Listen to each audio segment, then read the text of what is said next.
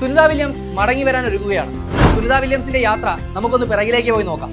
2024 June 5 ബോയിങ്ങിന്റെ Starliner പേടകം വിക്ഷേപിച്ചു. അന്താരാഷ്ട്ര ബഹിരാകാശ നിലയത്തിലേക്ക് മനുഷ്യനെ എത്തിക്കാനുള്ള ദൗത്യം. ഈ ദൗത്യത്തിൽ സുനിത വില്യംസിനൊപ്പം ബുച്ച് വിൽമോറുമാണ് യാത്രികനായിട്ട് ഉണ്ടായിരുന്നത്. അങ്ങനെ അവർ അന്താരാഷ്ട്ര ബഹിരാകാശ നിലയത്തിലെത്തുന്നു. പക്ഷേ സാങ്കേതിക തകരാറുകൾ കാരണം അല്ലെങ്കിൽ ഹീലിയം ചോർച്ച കാരണം ആ സ്റ്റാർലൈനർ പേടകം ആളില്ലാതെ ഭൂമിയിലേക്ക് തിരിച്ചു വരികയാണ്.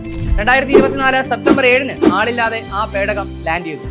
അതിനുശേഷം സുനിത വില്യംസും ബുച്ച് വിൽമോറും അന്താരാഷ്ട്ര ബഹിരാകാശ നിലയത്തിൽ തുടരുകയും ചെയ്തു.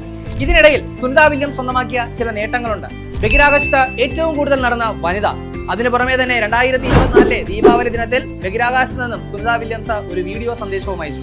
ഇനി അതിനു പുറമെ തന്നെ ബഹിരാകാശത്തെ കൃഷി പദ്ധതികളെ പറ്റി പഠിക്കാനായിട്ട് ലെറ്റിയോസ് കൃഷി ചെയ്യുകയും ചെയ്തു. 2025 സുനിത വില്യംസിനും നമ്മൾക്കും പ്രതീക്ഷയേകി ക്രൂട്ടൺ ദൗത്യം. ഈ ദൗത്യത്തിൽ സുനിത വില്യംസ് ഭൂമിയിലേക്ക് തിരിച്ചെത്തുന്നു.